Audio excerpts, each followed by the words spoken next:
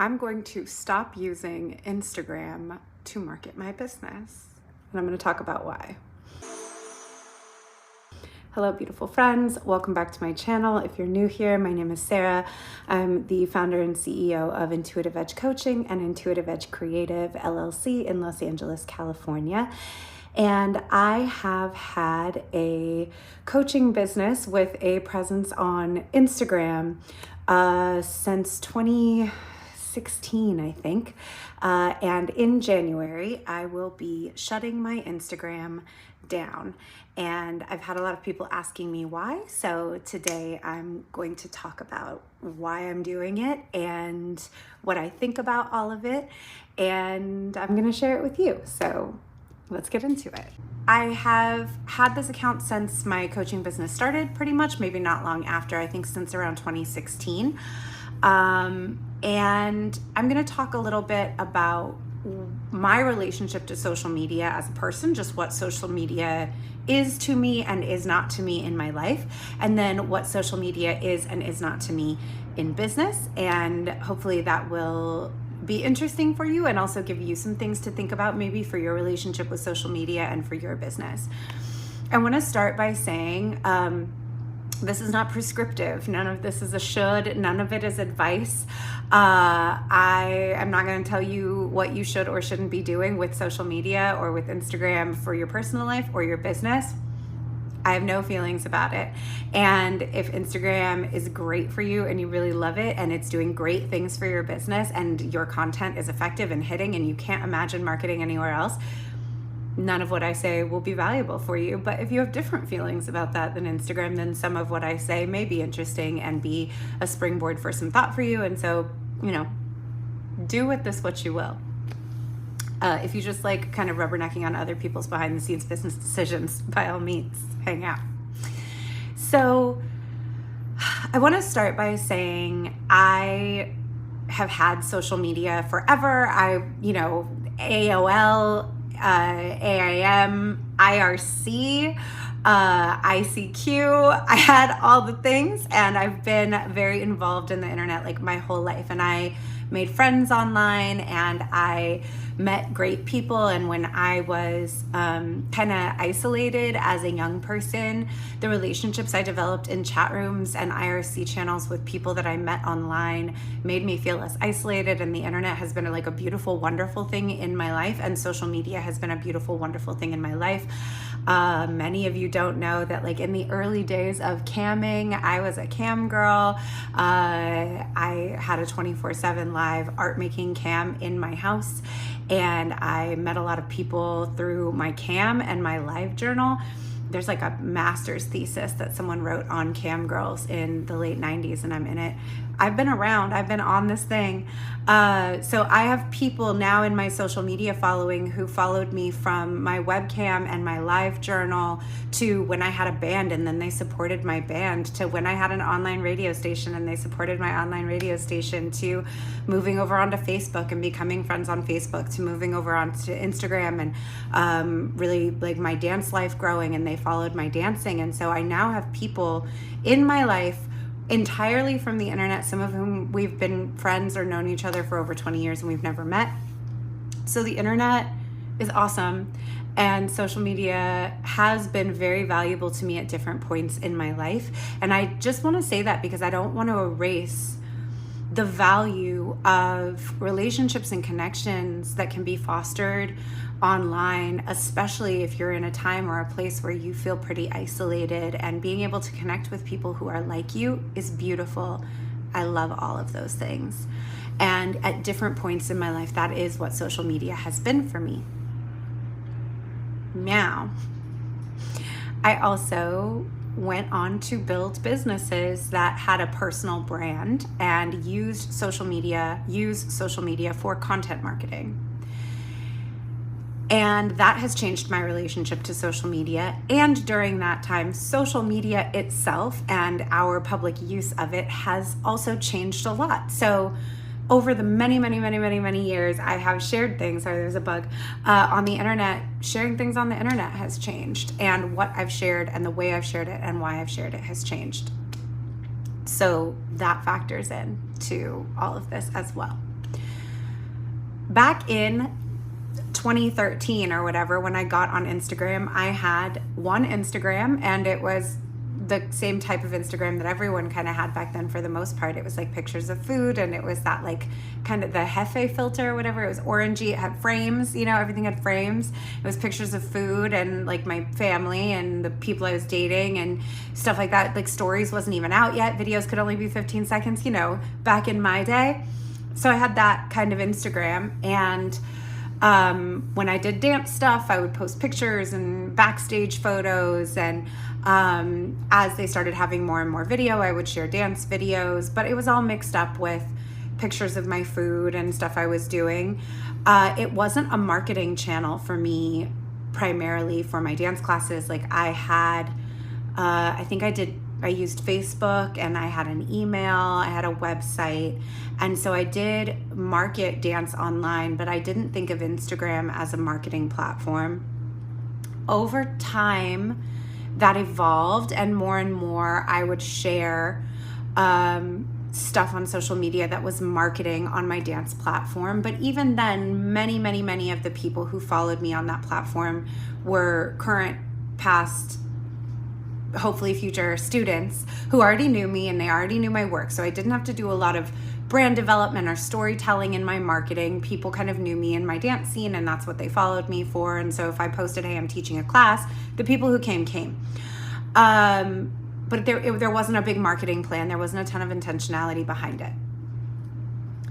When I started my coaching business, I moved to LA from the Bay Area, and I started my coaching business. And when I got to LA, first of all, the way Instagram was used in LA in the dance world was different than everyone uses it for personal stuff. It was kind of your business card. People were no longer exchanging cards or giving phone numbers. It was, you know, if you're at a show, it was like, let me get your Instagram. So when you go to someone's dance Instagram, you would expect to see their dance videos, their dance headshots, reels, examples of their work. It was kind of a virtual business card situation.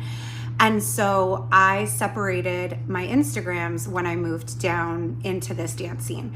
And I put all of my like food, life pictures. I made a personal Instagram. And then as I started building my coaching business, I made an Instagram for my coaching business. And I started marketing my coaching on Instagram. And that was really the kind of, so 2016-ish was kind of the beginning of me thinking about using Instagram to build a personal brand and do content marketing for a business. Up until that point, I had an Instagram as a person, and I promoted the shit I was doing, but I didn't really, there was no strategy. I didn't think about it. There was no metrics tracking. I wasn't doing that. Vibes was the strategy, and is still a lot of the time the strategy.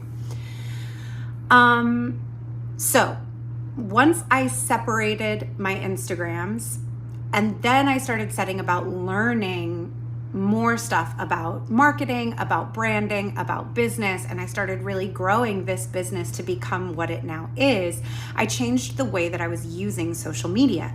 So I had made a private personal social media page that was just for my real friends and people who knew me in real life.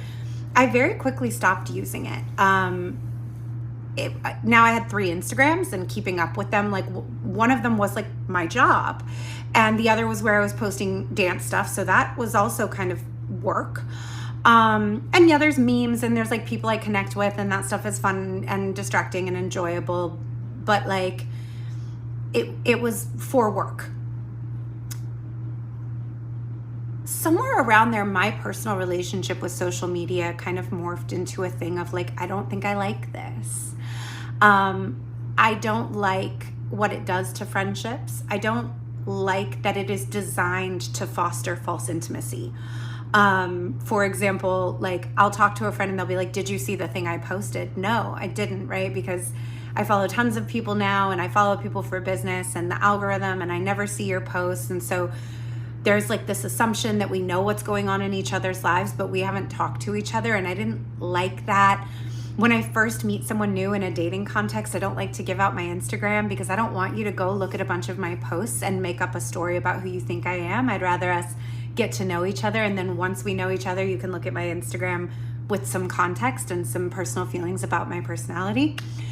I don't use it to keep up with people, really, for the most part. I have made some friends through my coaching account and people that I love, but I very quickly try to move those relationships to text, and I try to text and phone call people, because now there is this feeling of like, are we Instagram friends or are we friends? Are we colleagues? Are we coworkers? Is this our water cooler? Like, what the Instagram space becomes when content marketing is the primary marketing pillar of your service-based business is something a little bit different. The other thing is that I am not a content creator and I'm not an influencer, and making content is not my job. And I say that a lot, but I still feel like people don't get that, because we are very enculturated now on social media to understand influencer accounts and what it means to try to become an influencer and content creator, the way that we now understand that to be a thing. I'm not a content creator and I'm not an influencer. I'm a coach. I'm a business coach and a life coach and a consultant and a strategist. I am a dancer and a choreographer and an artist. I use social media to promote my work, but creating content for social media is not my job. It is not the goal. It's not part of what I want to do. It's not part of, what I went into business to do. I have considered it my primary marketing strategy. But the goal was never to be an influencer, and the goal was never to create content as like an art form or whatever, or as a creative practice, which is why you can see I don't have a ton of followers. It's never been something I've gone after. Also because my understanding of business and of marketing is that I'm using this as a marketing channel to drive sales. So getting people from Instagram onto my email list and into my paid offerings has been the goal. And as long as that was happening, Instagram was doing what it was meant to do as far as I was concerned. The goal wasn't a huge number of followers. The goal was enough customers for the business to do what the business needed to do. Now, that being said, a couple years ago, my growth on this platform pretty much entirely stalled out. When I am recording this video, it is October of 2023, and I was scrolling and I saw where I posted like, thank you for 3,000 followers. That was February of this year. So in the past 8 months or whatever, basically this year, my account has grown by 80 people. I kind of lose and gain the same handful of followers all the time. I only get on average, at a certain point, something happened with my story views. They dropped really, really low. And on average, I only get around 20 to 30 views per story. My posts get saved a lot, but they don't get shared very much. And none of this is bad. This is not like Instagram owes me something. I want to make that very clear. I'm not like, I'm not being appreciated here, so I'm leaving. That's not what I'm saying. Instagram content has a very short shelf life. The average piece of content here lives about 48 hours, 24 if you're talking stories, which means that it demands, as an engine, it demands a high volume of output. So I do all the things that people say you're supposed to do. I put out sometimes up to 3 to 5 grid posts a day. I make reels, I use trending audios, I post a bunch of stories, I engage with other people's accounts, I comment, I share other people's posts, I comment on other people's posts, I DM, I post polls, and like I do all the things, and I've been doing all the things for a really long time. And at this point, what I think, what my kind of feeling is that I keep doing it because in the beginning it worked, but it stopped working. And I just kept doing it and tweaking strategies and adapting to reels and trying to work with the algorithm and trying to do all the things you're supposed to do in hopes that it would start working again. But now I can say for a couple years, it hasn't really worked for me in terms of producing enough new people's eyes on the business to have a percentage of those people convert into email and to have a percentage of those people convert into paying customers.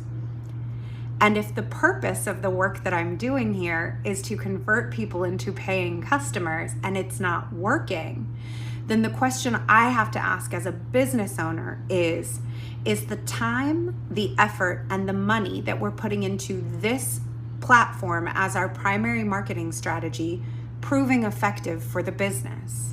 And right now, the answer is no. I recently did a podcast episode with Amelia Hruby, who is the owner of Softer Sounds podcast studio, and she hosts the Off the Grid podcast, and she helps people leave Instagram without losing their clients and their businesses. And that podcast was really revelatory for me because in my discussion with her, I realized I was holding a lot of the myths that I think a lot of her clients come to her with. And it was like this feeling of scarcity and this feeling that like all my business comes from Instagram. And she just said, do you know for sure that that's really true? And when I started thinking about it and I started looking, the answer is actually no. Most of my business comes from referral. And when people refer someone to me, they send them my Instagram. But that doesn't mean the person found me through Instagram. They found me through the referral. And that person could have just as easily referred them to my podcast, to my website, to my quiz, to my YouTube channel. There's many places that they could share work that I'm making besides sending them to my Instagram. And so when I started really looking at like how many people are just discovering me here, For You page shares, the answer is not that many, and certainly not enough to warrant how much time, money, and effort as a business we put into creating content for Instagram. And so that opens up a bunch of interesting, fun questions to me, like what might be a better platform for me? What new marketing experiments might I try to see if I get a different type of result? And right now, the plan is that we will be moving video content over to YouTube. I will be changing some of what I'm doing on the podcast. I will be making a concerted effort to guest on more podcasts and to be more on other people's podcasts to promote my podcast, my YouTube, my website, my work. And that I will be seeing if over on some of these other channels, when I have all of this time and effort and energy freed up, that I'm no longer spending churning out tons and tons and tons of high volume content for Instagram, if I'm getting a different level of conversion. And right now I'm really excited about it. I'm excited to start fresh. I'm excited to build a different type of platform. I've been thinking a lot about what the YouTube world is like, and the fact that on YouTube, people need to know what they're looking for enough to ask a question and to type it in. There's a different type of engagement, and people go there for something a little bit different. And that feels really good and exciting to me versus just hoping that people scroll across my page, find me, find something bite-sized enough to be interested, and then go look for more.